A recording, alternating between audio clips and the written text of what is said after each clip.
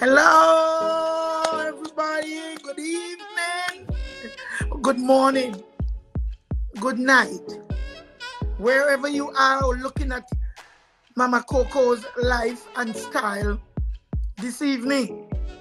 This evening is our political part of the show where we interview a young politician, whether you ran before or you are about to have your debut. I am here and I'm Mama Coco. My name is Cora Pantin. And this evening we are so lucky to have a lovely, intelligent Rastafari woman. Yes, she's Rastafarian. She has a dreadlocks. Her hair is more than 5 feet long. Yes. And her name is Alicia Roberts.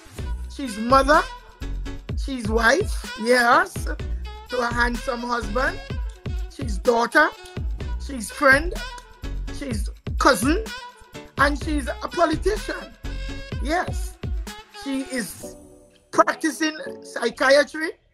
And we are blessed to have her this evening because that's a very powerful profession, and I'm here to feature professionals that know what they are about, know what they can do, know what is wrong with our country, our island Tobago. Well, if I'm in Trinidad, I'll speak of them in Trinidad, but this is THA material. Here, Alicia Roberts, Mrs. Alicia Roberts. We're gonna get to know her. And without any further ado, Mrs. Roberts, welcome to Mama Coco's Life. Hello, good afternoon, everyone.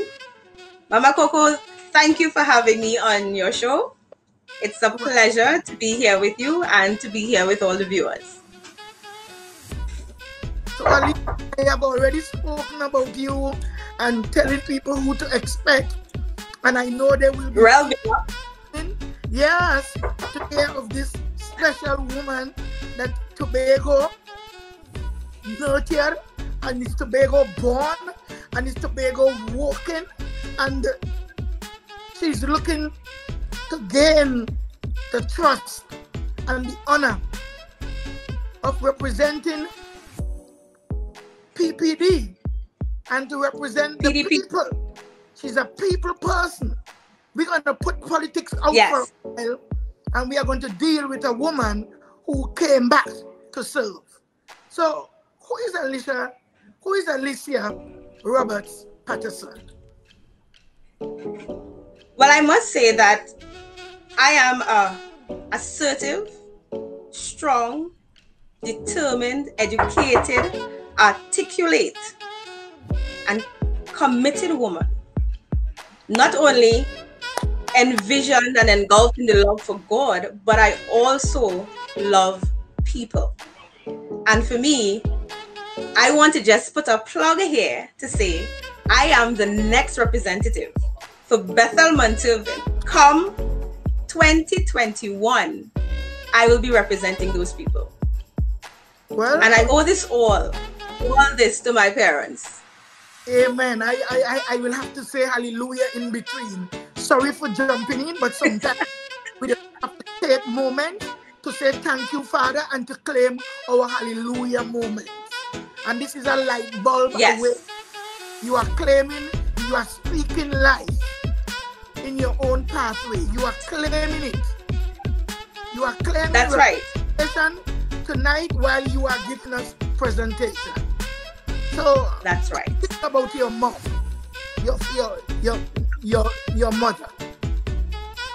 Well, I grew up. Well, people would normally refer to me as grassroots because I lived the village life.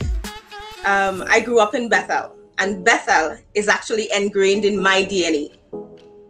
So My family ties in Bethel are widespread. So I'm related to the Clarks because my mother is Clark. My grandfather, yes, my grandfather is Liebert Clark, and my grandmother is Margaret Clark.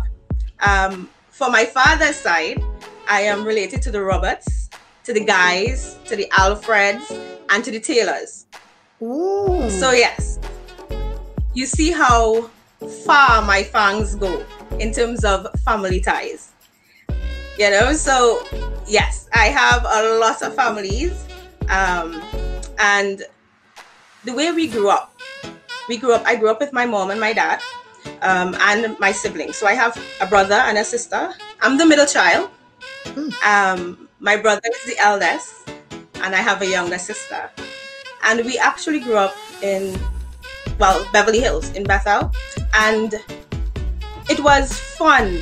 I think growing up was fun because you get to go outside, you get to ride bike, you get to climb mango trees, you get to run away and go fishing, you get to cook in the yard, you catch a yard fowl, you learn to cook. Those things is what we grew up on, right? I remember my mom we lived in a family yard, so you know, like those extended families, so everybody get a piece. You get a piece to put down a house or something like that. And we grew up in a big yard. So it was like, I remember all the females in the different households would come together and they would bake. So, you know, you'll have fire on top, fire below. Hey. I don't know if you should remember that. You should know that. Fire on top, fire below. Keep your pot bake. Keep your if to yourself, yeah? If I know it all, you go ahead. This platform is yours. Right. Yes. Good. So growing up in Bethel I think it was a well-rounded experience because I did the school. My schooling was village. I went to the village primary school, village preschool as well. And then we actually, you know, pass common entrance, and then you move on where that is concerned. But living in Bethel it was such an enlightening experience is in that I remember getting a scolding. We don't say licks anymore. Getting a scolding. Coming home from school, I told one of our neighbors good afternoon. And when apparently she didn't hear me. I don't know how that was. But when I got home, she came to complain to my parents that I did not say good evening. So I passed the big woman straight. Oh boy. My parents scolded me because you have to say good evening to your adults. You have to. There's no way you could pass any adult on the street and not say good morning, good evening, or good night.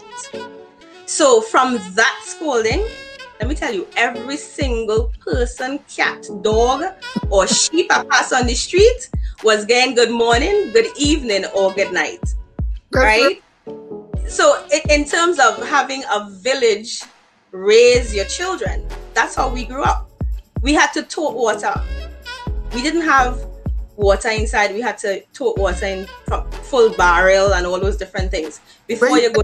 The river? No, we had strategic standpipes. Yes, I know. So where we're living was on a hill.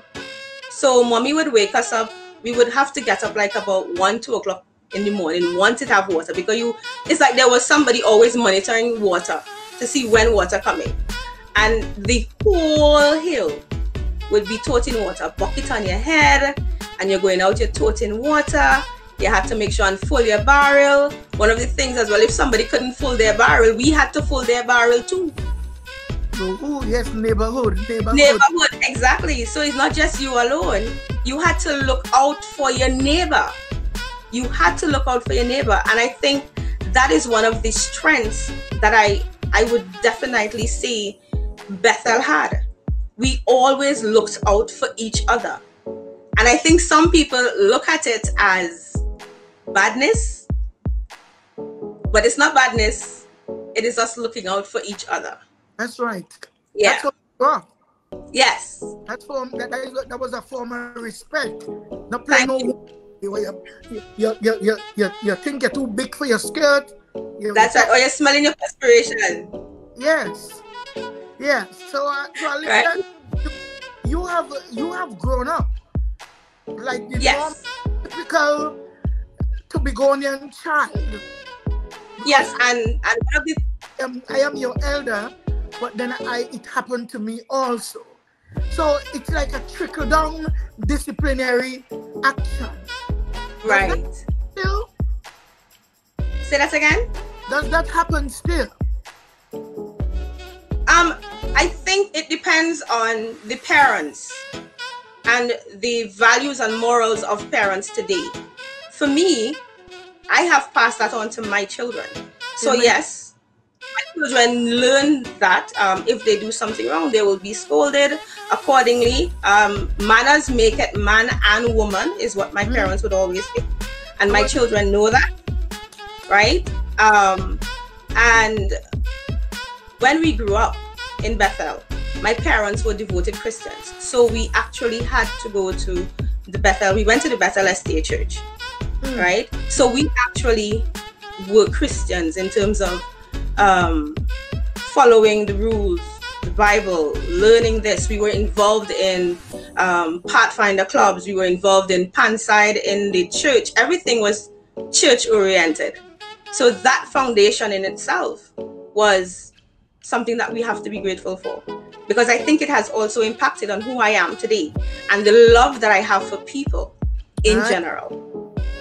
Yes. A round of applause, because what I am saying, the Christian discipline was so engraved, in our parents and in our upbringing, so that sometimes when you look at life right now, you have to be asking yourself, what really going on here? Exactly. And to see some parents going to church every day, but they're not in control of the discipline. So Miss Alicia, we were talking about children. You are the mother of a triplet. Yes, a round of applause, my people. This is a mother of a triplet, and they are all alive. Thank you, Jesus. They are in the living. You are in control of their training. You are bringing them up in the ordinance of the God that you believe in. Train up the children in the way that they should go. Yes. Let us so that when they're about the journey. Yes. Wow. Not really the journey, because we have a specific time. But you can go into the journey as much as you want, because the Lord is our shepherd, and we shall not want. I would like to say that every pregnancy is different. Every woman is different. And a lot of the times, society places some strain and some pressure on women, especially married women, to bring forth children. And I can share with you that my triplet is my second pregnancy. My first pregnancy was twins. So after I got married, a year after, we got pregnant with a twin. But they died at 3 months. So I wasn't able to bring them to term. That was in itself a loss that I did not know how to deal with initially. So I had, it was hard. It was hard to deal with. So what I did is that I had to do other things to not think about the loss, because there was no reason as to why we lost them. So I said anything to you? No, they just said that happens. It happens. That's what they said. And for like about a couple years of trying not to think about it, and society and people telling you, oh, You can go again, try again. But they don't know the mental state that I was in terms of dealing with that loss. And because I was afraid of losing another child, you kind of avoid it, if you understand. You try to avoid getting pregnant because you don't know, maybe I would lose again. And I'm not sure how I would deal with that one, how I would cope with that one. But God is good. God has been good to us. And when we got pregnant the second time, we were shocked and we were in disbelief and we cried. And my husband was like, so we are blessed with 2 boys and 1 girl. Yes. They have dreads as well. So yes, I have grown them up. What a little one there. Yes. Dreads too. All my children have dreads as well. So your husband have dreads too? No, he's a bald head Rasta man. No, but he loves the hairstyle. We are not Rastafarians. We are Seventh-day Adventists. But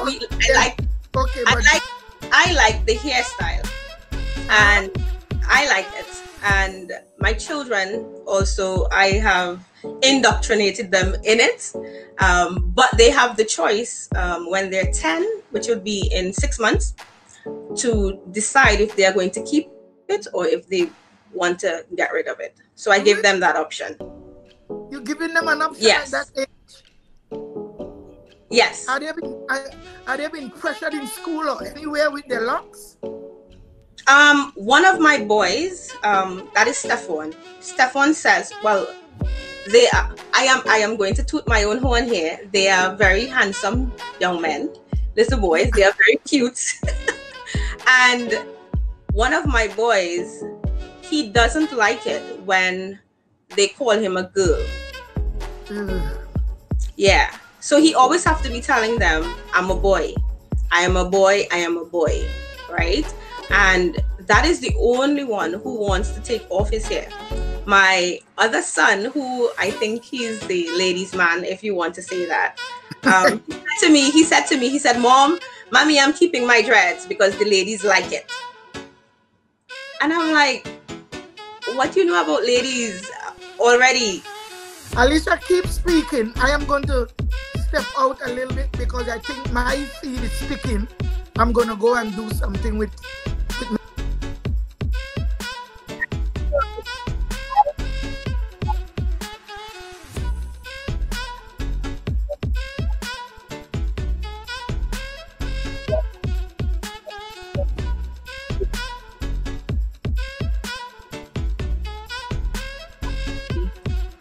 negotiates for her siblings. So, okay.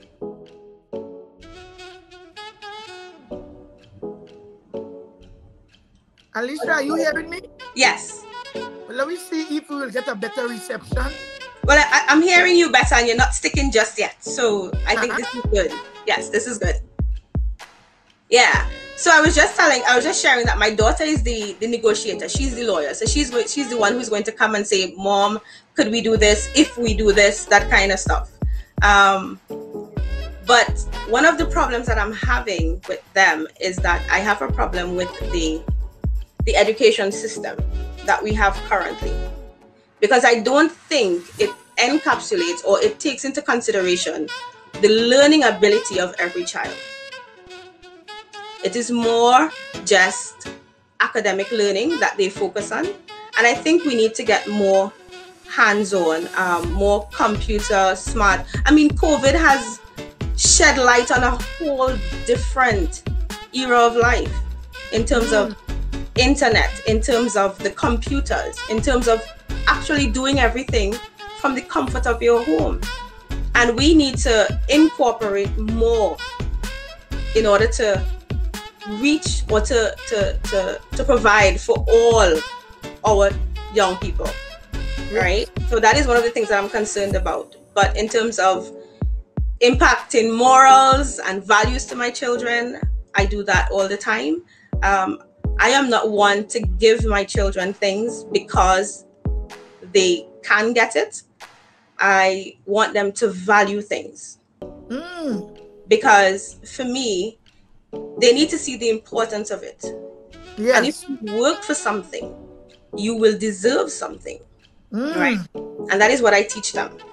So they would always, if you ask my children, did mommy get you this for Christmas, or did mommy get you this for your birthday? They will tell you, mommy don't give gifts except it's educational stuff, right? Because I think if you get something, it's because you deserve it, not because you are entitled to it. You should work for what you want. And that is something that I'm teaching them even now, right? Another thing that I teach my children from from preschool, because I had to stay home with them. And then I went back to work, I think when they were about a year plus, right?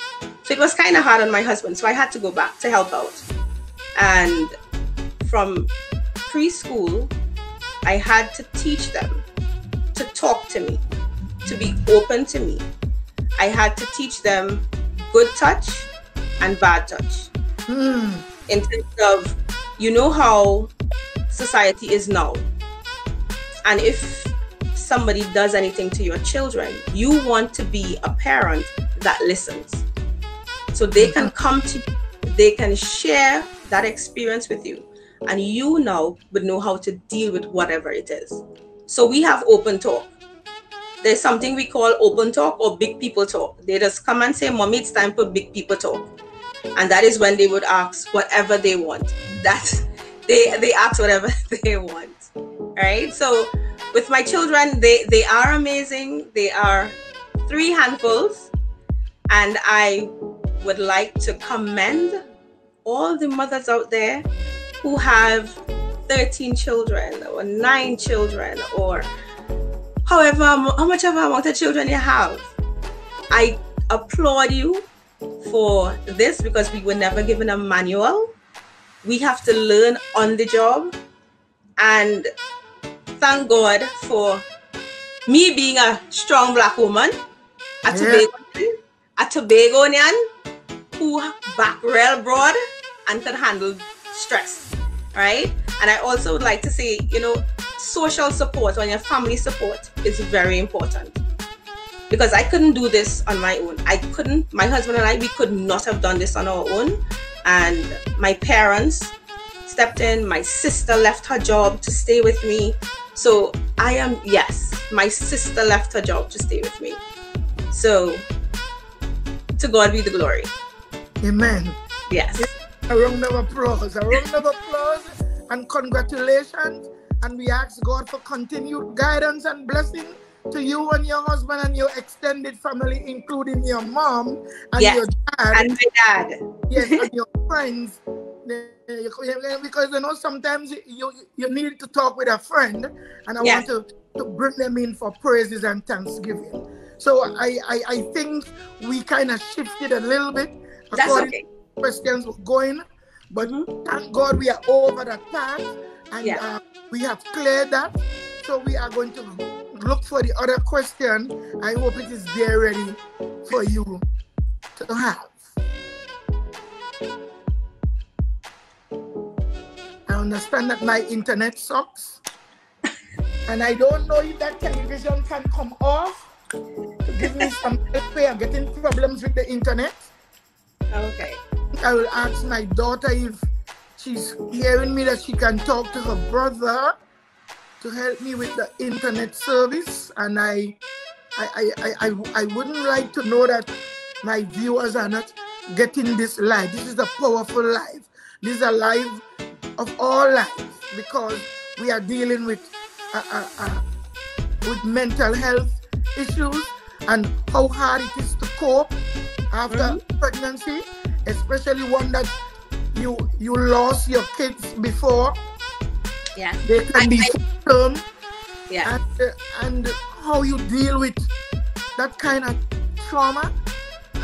And today I want to applaud you, as you said that you're a strong Black woman. You're not gonna be speaking in a way where people feel like it's only us that Black. But no. I'm just saying, because some people just pick up everything on a different level, and we not on that. Okay. Praise for you. And I never see your husband, but I saw the little girl in between while we were fixing.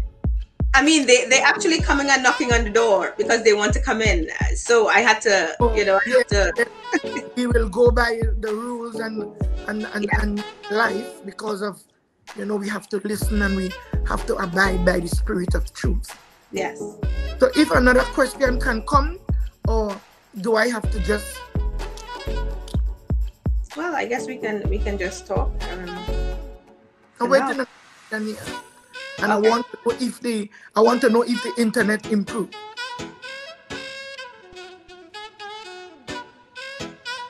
Can the engineers in the back talk to me?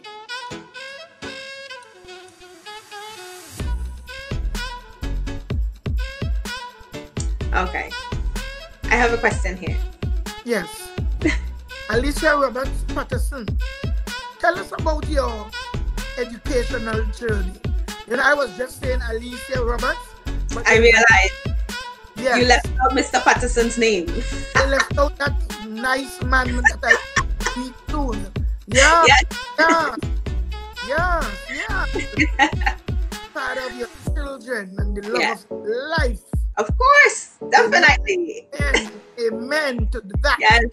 Yes. A man who supports you. And fights for you. Yes. Good conversation, good reasoning. That's good right. Conversation. Communication. So, about your educational journey. Well, it started in the village, as I said, but then I moved to I passed common entrance and I went to Scarborough Secondary School and on to Signan Hill. I remember when I passed common entrance, my mom was like, "We sending you to the Adventist school," because they were so into the Adventist religion. And I said to my parents, I said, why not let me use the government school, the free school system first. If things don't work out, then you can pay. I said, but give me that opportunity to use what the government is offering and make a mark for myself. And I mean, after secondary school, I kind of just took like a year or two off, I think, a year or two. But then I said, you know what? My love for people propelled me into nursing. So I said I needed to be a nurse. I wanted to be a nurse. I wanted to help people. Yes. Yes, I am. I am a psychiatric nurse, trained psychiatric nurse, and I did that training in Trinidad. So I had to leave my parents' house, go to Trinidad, to the unknown, and I had to make it. I had to make it there. When I was finished training, I actually got accepted to the hospital, the Dean's Hospital in England, because I had applied. So I got accepted to England to work. And I said to myself, a lot of my friends and my colleagues were going abroad. So who did England, who did the Bermuda, who did America, because at that time they were taking nurses. So I got accepted to the Dean in England. And I said to myself, I said, Alicia, why go and build somebody else's health system when you can build your own? So for me, I came back to Tobago to work to help build the health system. And it was during that period when I started to work at the hospital, because I started to work in 2002, and about 3 years into it, I think that's when I went to do my BSc. So I did my BSc in... Break it down for people, because we're talking the Bachelor of Science? Yes. Oh, Bachelor's of Science. I did my Bachelor's of Science in behavioral sciences, but I focused on psychology and sociology. Psychology. By behavioral... Behavioral sciences. Yes. Right? Let me backpedal a little bit. When I was in Tobago, before I went to school, I looked at people's behavior, and that fascinated me. I always wanted to find out, why would people behave in a particular way? So behavior has always been something that has grasped my attention. So when I went to the interview in terms of for nursing, when they said they only have space for psychiatric nursing, I said to them, you need to look at my application properly, because what I requested was psychiatric nursing. And they looked at me like I was strange. They actually asked me, why do you want to do psychiatric nursing? Nobody wants to do that. And I said, that is why I want to do it, because it's a population that we do not care about. And I am going to care about that population. Those people are important. I needed to care for them. So that is why I chose psychiatry in terms of psychiatric nursing. And then I furthered it with my Bachelor's of Science. And when I completed that, I completed my BSc. And I think I challenged myself, because I got the children in 2011. And I am a person that would always set new goals for myself. So once I've self-actualized on a goal, I'm going to set another one. And I will achieve that goal. And then I will set another one. So I had the children, and I think they were 3 years old. And I said to my husband, I said, babes, I'm going to challenge myself. I'm going to do my master's. And he was looking at me like, how are you going to do your master's with the 3 children? I said, well, I said, well, I will do this online. So I applied to universities, because what I wanted to do something that we don't have in Tobago, Trinidad and Tobago. So I did forensic psychology. You want to be in demand. Exactly. I want to be unique. I just need to be unique and out there and different. So I chose to do forensic psychology and criminal investigations. So, yes, I did a double master's. So I was accepted to the University of Liverpool and to the University of Walden, and I chose to go with Liverpool, right? Because it's more accredited. Anyway, so in England, yeah? Yes, it is in England. Yes, it is in England. So I actually started that, and one of the things that I did is that in order to get my children involved, they were studying with me. So while I studied, my children studied as well. They were only 3, but they had work to do as well. So I made them mirror me. So instead of distracting me, they were helping me to study, right? And by they doing their study. Yes.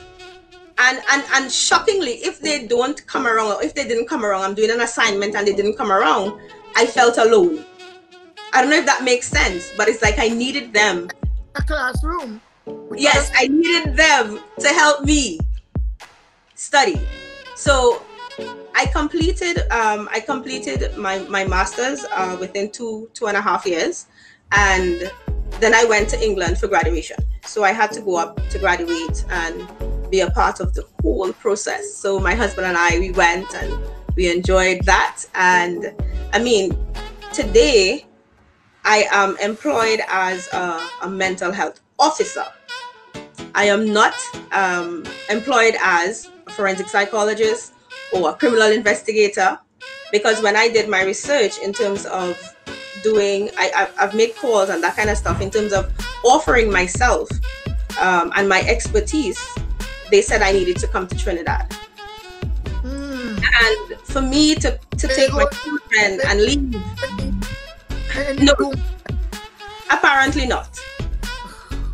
And because I've even offered myself in terms of volunteering, in terms of forensic psychology and criminal investigation. So in terms of crime scene investigations, that's what I studied.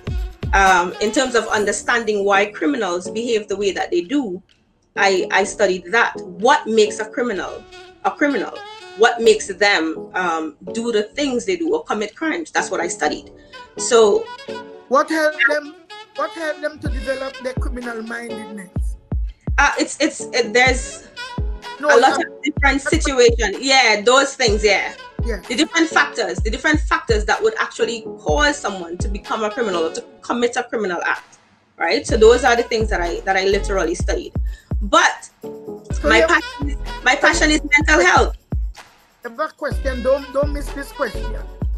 Yes. A mental health officer is the community nurse who is responsible for mentally ill individuals in the community.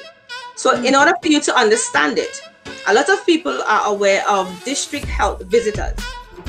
I don't know, DHVs. Those are the nurses that would come around after you have a baby, or to come and check you at home, or they would come to schools and do little vaccines. So they will come and give vaccines in the school. They are the ones who deal with antenatals or persons who are pregnant in the community when you go to the health centers. A mental health officer is similarly trained. So I am DHV trained. I am district health visitor trained. So I am just as good as a district health visitor, right? But I am my focus is on mentally ill individuals. So I am the one who is going to, after the person has left the hospital, I am the one who keeps tabs on them and who follows up their care to make sure that they are stable, to make sure that their family understands what's going on with them, to educate the family, to know, for them to have an idea of when this person is probably getting ill, or what are the signs and symptoms of an early signs of them getting ill or relapse, right? So that is some of the things that a mental health officer does. So we also do education. So we will go to schools, we would lecture on terms of mental health and identifying different mental illnesses. We do lectures in schools, we do lectures in church, we do lectures in community groups. So we are literally all over Tobago dealing with mental, yes, all over Tobago. So if for some reason, I don't want to mess up the questions here, but we have to ask certain things, because I know of people who, they're having a hard time. They have relatives, their sons, their daughters, their nieces, their nephews to take their medication. Can they call you? Yes, they can. They can call me. But one of the thing is, we need to find unique ways of ensuring that they actually get the meds, get the medication. I mean, there are different routes that you can have the medication. We have some of the routes is like you do oral, because everybody will not take tablets. Just like how with birth controls, you have the tablets or you have the injection. You have the patch, those kind of stuff. Right now we have a monthly injection that we also use for persons who suffer with psychosis and those different things. So if they can't take the oral, sometimes we give them the injection, right? And then we monitor. It's always a case by case scenario and a case by case situation. So it's not a one plug fit all or a one size fit all. Everybody's situation is unique and everybody's situation is different. And that is what we need to, the first thing we do is that we actually have to talk to you. We need to talk to you, find out as much as we can before we actually even treat, because some people just need to talk. Yes. There's no need for meds. There's no need for medication. All we need to do is to talk. We need to give them coping mechanisms, ways to deal with certain issues, and they are fine. They are fine, right? So, a typical day for a mental health officer. When we go to the community, most of the times when we go out is to do home visits. So it's more or less to touch base with the families in your district. So we actually have, in Tobago, we have 8 mental health officers. what we did at the mental health department at the TRHA is that we actually divided Tobago into sections. So we have 6 sections. We have our supervisor, and then we have one mental health officer who is attached to children, attached to the Child and Adolescent Center. Before I got pregnant, I was the mental health officer who was part of the pioneering team when we opened that center. So I was the mental health officer dealing with all the children in Tobago, all the children. And when I got pregnant, I asked to be moved to adults because I couldn't deal with my children at home and then children at the center. So I needed adult conversation. I needed to talk to adults. So we actually have 5 other mental health officers. So Tobago is, my district is from Studley Park to Charlottesville. That whole area is, I deal with all the patients on that side. So everybody else has their different areas and we all report to our supervisor. So but you deal with all the patients, not with children, right? You deal with adults.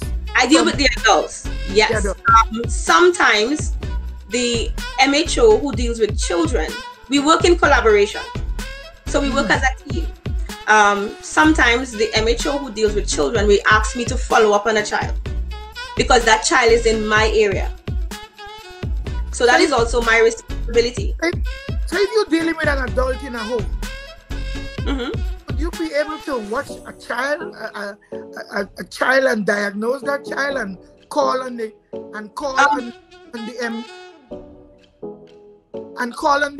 nurse that designated for children? You could psychoanalyze. How you? What we do is that we would make an initial assessment. We don't diagnose. We don't diagnose. The doctors will do the diagnosis or that kind of stuff. But what we do is that we can look at certain symptoms, signs and symptoms. We can look at behaviors. We observe behaviors, and then you're able to tell if certain things are within normal range or if they are not. And if question marks are being made, then you now have to figure out if other interventions is necessary. Do I need to call or ask the parent to bring the child in for us to do an assessment? Do I need the mother or the parent to say, okay, privately, because some people don't want this stigma attached, so they would prefer to go privately, which again is another stigma, right? So that is some of the things that we do. We look for certain things, because when you're doing your visit, you're not just looking at what they say. You have to look at how they say it, what behavior they said it with, facial expressions as well. So it's not only what you say, because sometimes you would ask somebody, are you okay? And they will say, yeah. But then the facial expression says something totally different. Yes. Right? Or sometimes somebody might be, let's say they are in a relationship and they're being abused. They're being abused. And you go to the home and you would see them looking, is like looking over their shoulder, because you're trying to figure out, I wonder if he's listening, know, that kind of stuff. So you now have to pick up certain cues. And then sometimes what you do is, like, you would ask, you'll tell them, well, I'm coming back. Or, can I speak with you outside? I see, or most of the times I would find a fruit tree in the yard or fruit tree somewhere. And I'll be like, hey, I see you have like Zabuka or something. We could go outside and you can give me 1 or 2, please. And then I will take that opportunity to kind of ask certain questions, especially if it seems like an abusive relationship kind of a scenario. And sometimes as well, some of our clients don't even like their relatives knowing that they are going through something. And that is something that we also have to be mindful of. Yes.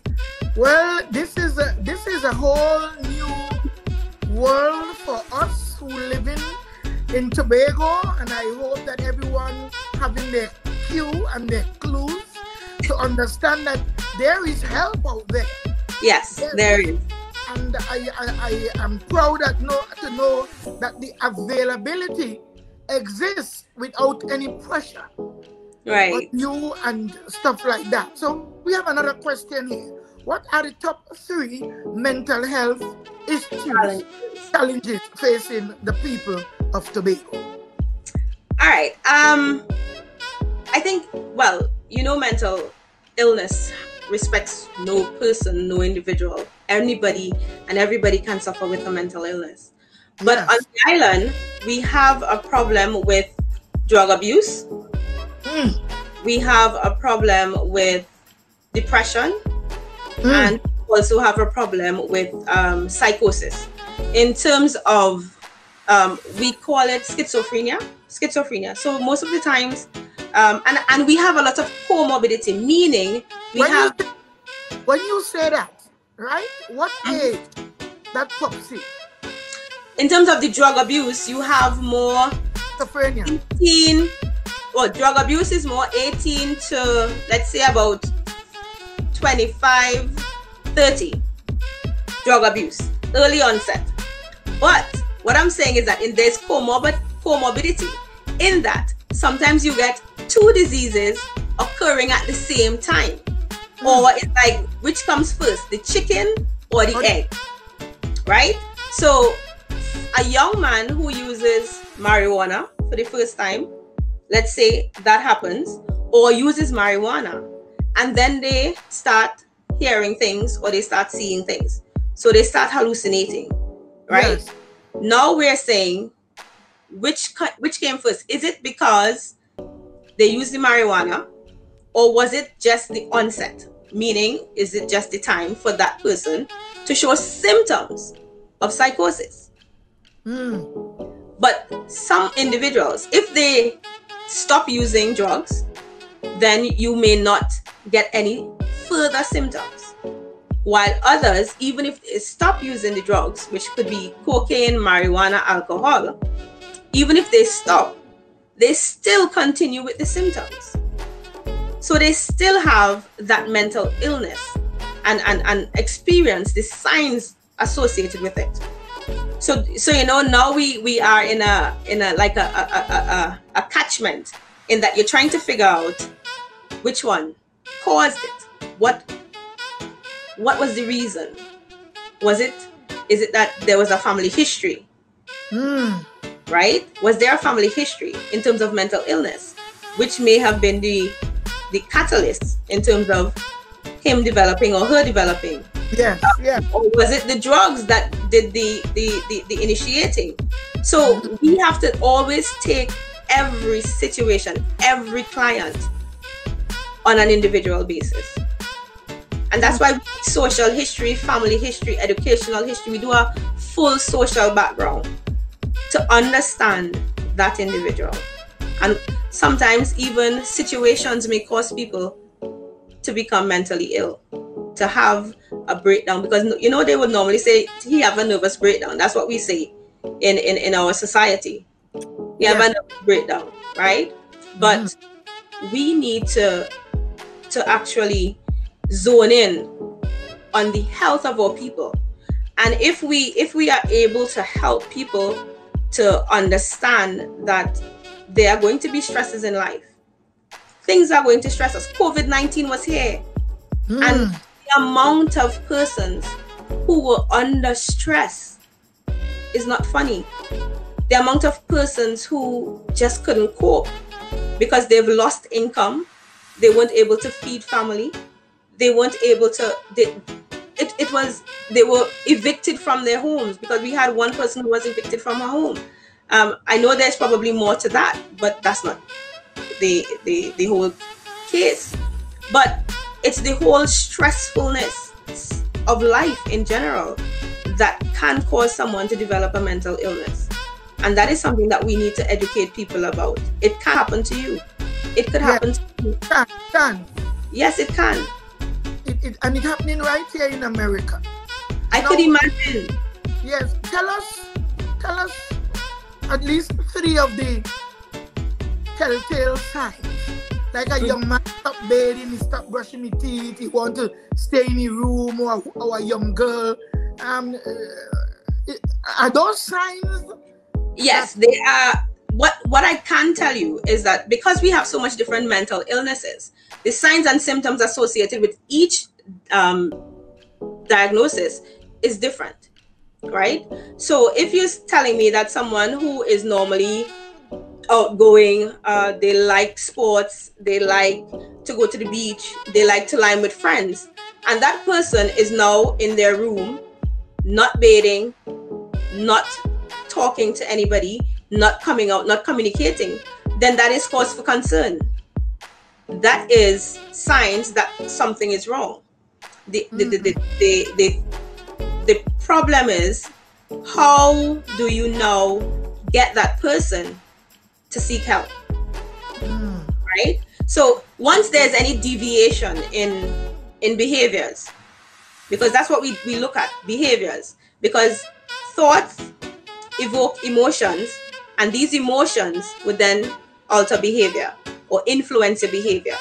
So we have to start the thought processes, because somebody might tell you, I'm hearing something. Are you hearing it? Or I'm smelling something. You ain't smelling that? I'm seeing something. Exactly. I'm seeing something, I'm feeling something. Those are called tactile hallucinations.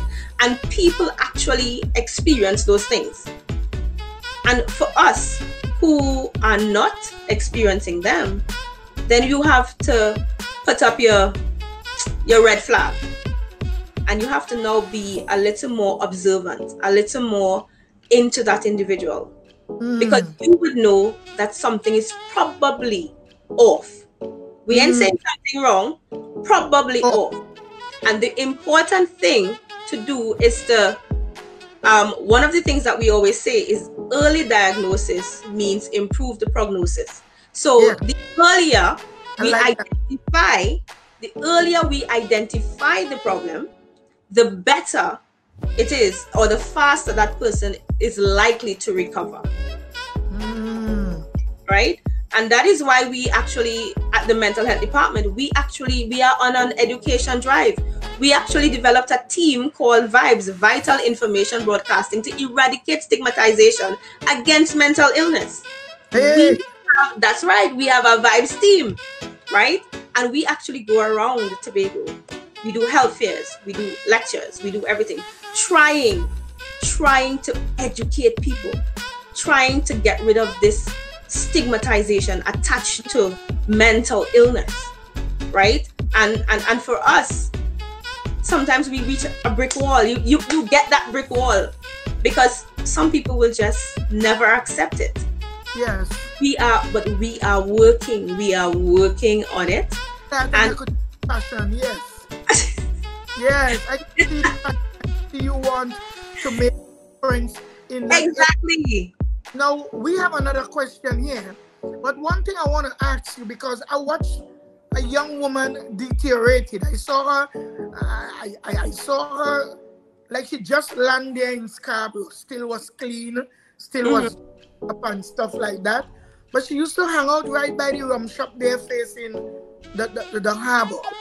And by the time I get back to Tobago the other year,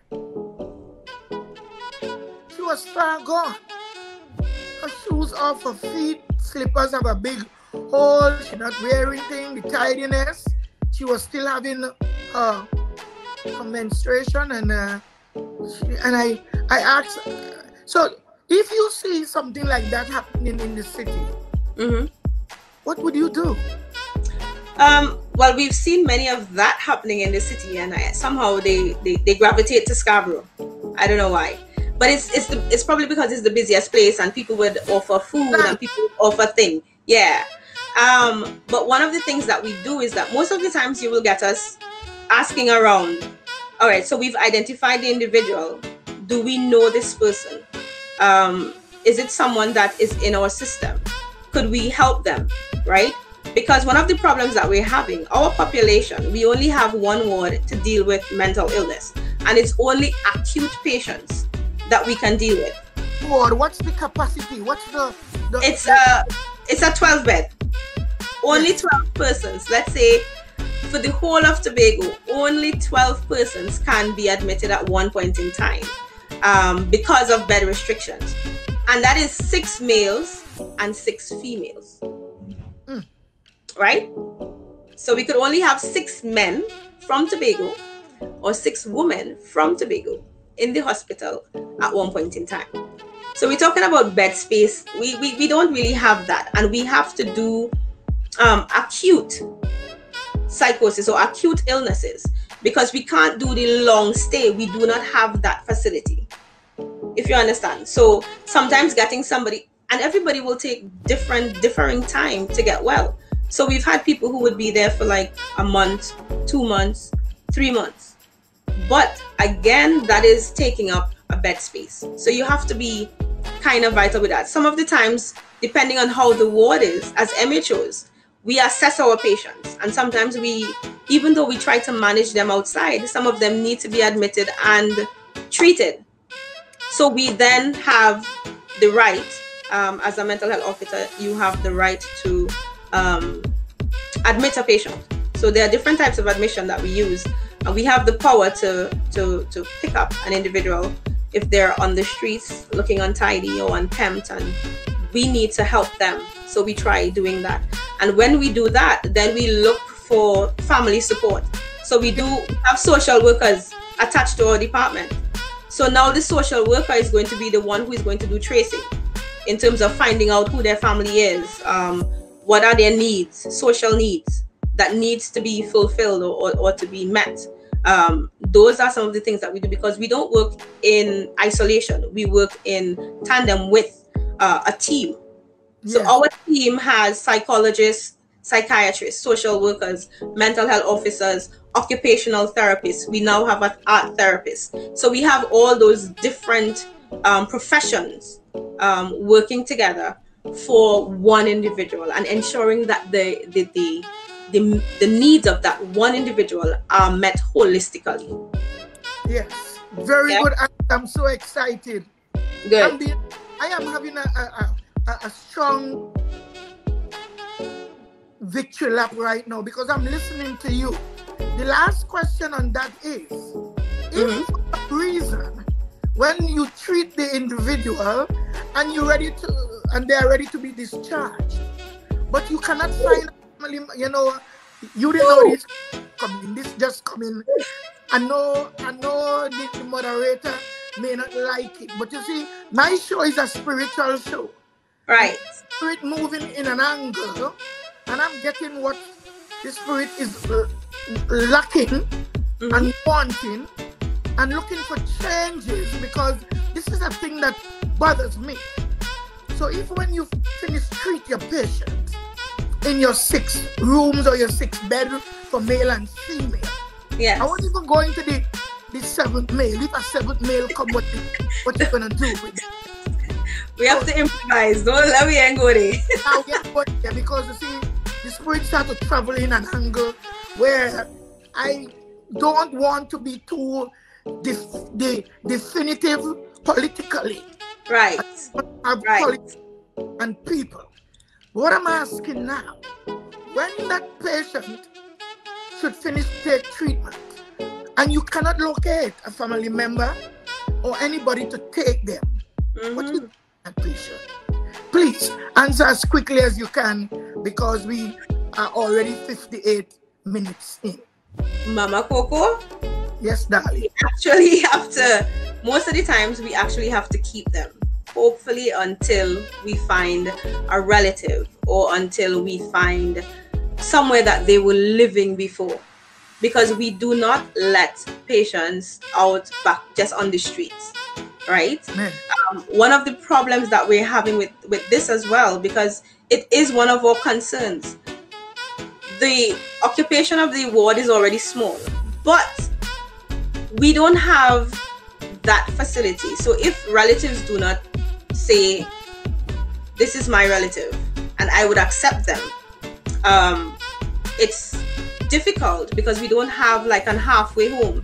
We don't even have like a transition home. Because sometimes leaving, used to house them up where the old hospital was? No. No. The old hospital. Where the old hospital? I went into, like, the hospital is here, the old hospital. Right. This side, you know, right. There was a place where mental health people used to be. Yes, that's where we used to be.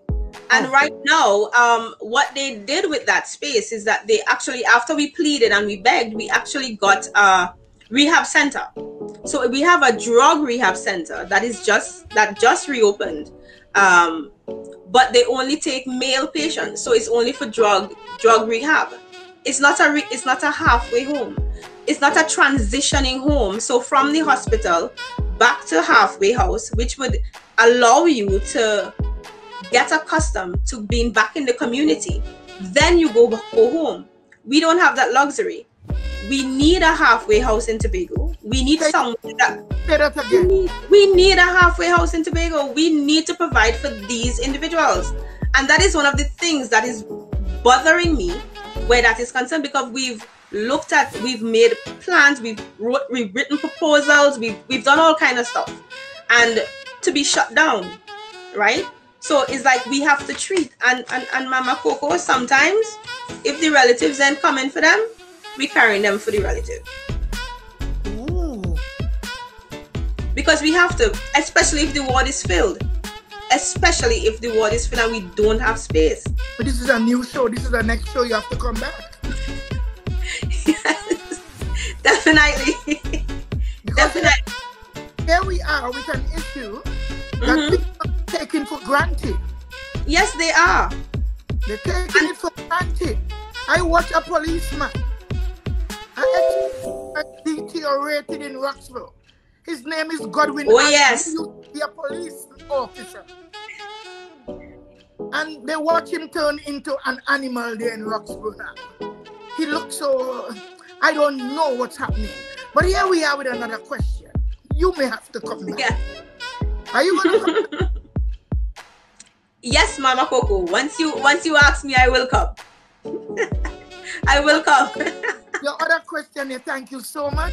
And okay. I'm excited that I know the people, I know our audience are going out of their minds. I believe whether it's 5 or 10 of them, I know they're telling themselves, wow. And you are vying for a position in the Tobago House of Assembly. You running for Bethel how? Yes. Bethel Mount Irvin. Bethel Mount Irvin. May God be with you. Yes. The other question is, when you welcome, baby girl, when, how, and why did you first become active in Tobago politics? The thing is, politics, sometimes people ask me that question and they'll be like, why did you get into politics? And what I need to say is that politics is pretty much all around us. Everything has politics. Everything has politics. And the thing is, yes, everything has politics. Buying food stuff. Let's go. Politics, right?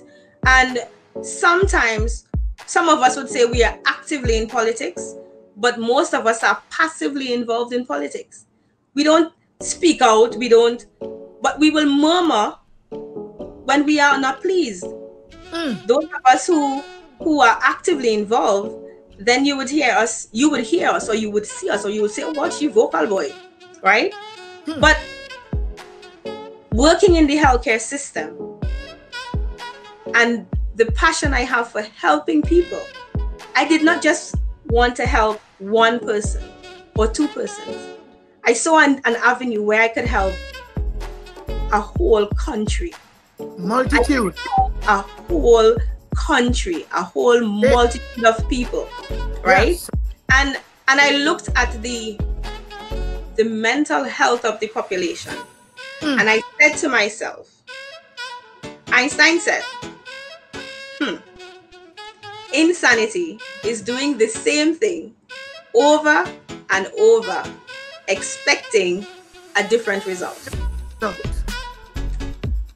And being a mental health officer, it just dawned on me. I'm like, no, I can't just help from the base level. I needed to climb the ladder. I needed to with policies. I needed to be able to change policies in relation to health, especially mental health. You could imagine we are actually governed by the Mental Health Act of 1975. 1975. Time has changed over there. Yes, there have been some amendments, but what kind of amendments we're talking about, right? We need to change that. We need to change the policies related to how we treat these people, what these people are afforded. We need to change some of those laws.